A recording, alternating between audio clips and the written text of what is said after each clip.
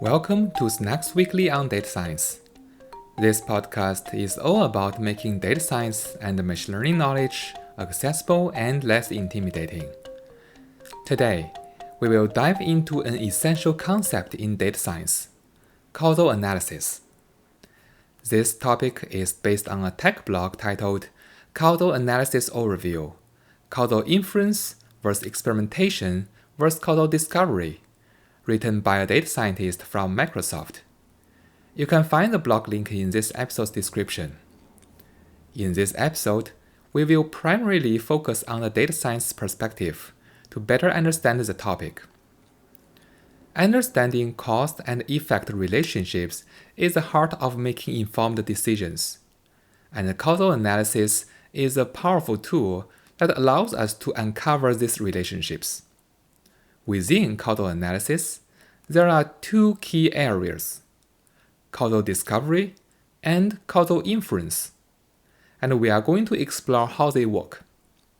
We will also highlight one commonly used algorithm from each area to give you a concrete understanding of their applications.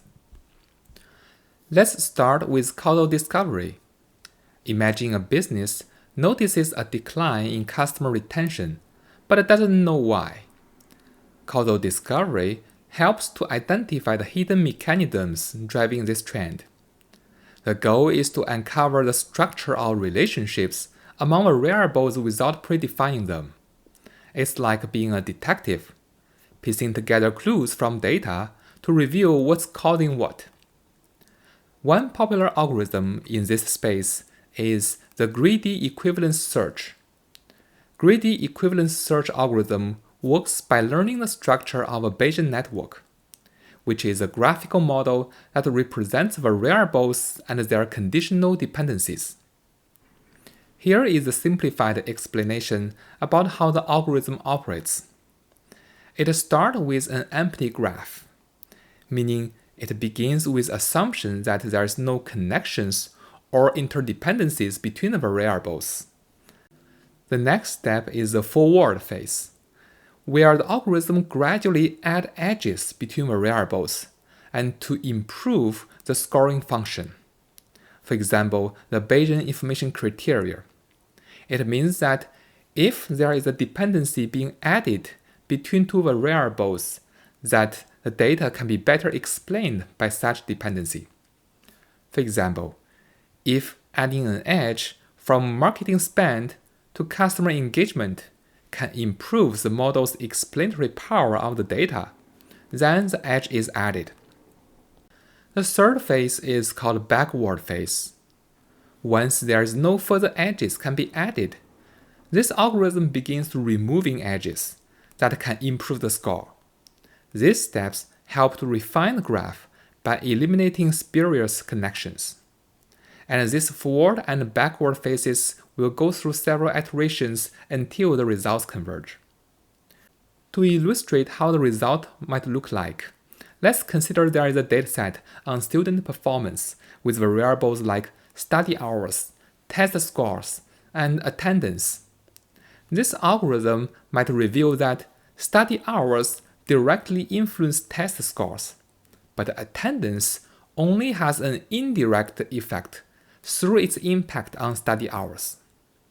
This causal graph can provide valuable insights that help educators to design better interventions. While causal discovery uncovers relationships, causal inference quantifies the effect of one variable on another. For example, a retail company might want to know how much does a 10% price discount increase sales. Unlike correlation, causal inference focuses on establishing a cause and effect link by controlling for any confounding variables. One of the most commonly used methods in the causal inference is A/B testing, as commonly referenced in the tech industry. This is a type of randomized control trial. Here is how it works. This approach begins by dividing the users into two groups at random. One group experiences the current state, which is called the control group, while the other group experiences a specific change, such as new feature or new pricing strategy, and this group is called the treatment. The randomization ensures that external factors are evenly distributed between the groups, reducing any potential biases from those external variables. After implementing the change of the randomization, the system is allowed to run for a designated period. This ensures that sufficient data are collected and allow the treatment effect to manifest over time. Once the data collection period concludes, statistical techniques are used to compare outcomes between the control and the treatment groups.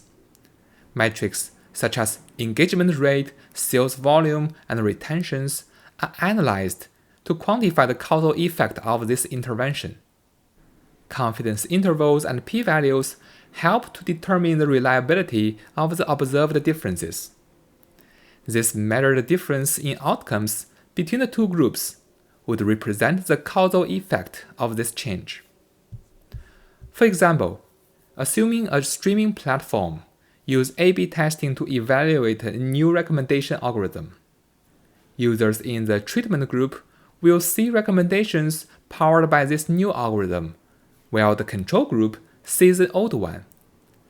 If the treatment group's engagement increased by 15%, you can confidently attribute this improvement to the new algorithm. However, when randomization isn't feasible, causal inference relies on other approaches, which is called observational method.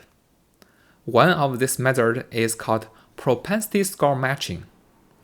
Propensity score matching algorithm estimates the effect of an intervention by comparing similar units, such as customers or stores, that did and did not experience this intervention. For instance, a retail chain might use the propensity score matching method to evaluate the impact of a loyalty program by matching customers with similar demographics and purchase histories. This would ensure the method can provide a fair comparison between the customers to understand the exact impact of the loyalty program. Causal discovery and causal inference are complementary. Discovery identifies the factors that matter, and the inference quantifies their impact. Together, they empower business and researchers to move beyond correlation and make decisions grounded in causality. In today's episode, we explored a foundation concept of causal analysis, focusing on its two key areas, causal discovery and causal inference. We briefly explained how algorithms like greedy equivalence search can uncover hidden relationships, and how methods like A/B testing and propensity score matching can measure the impact of intervention.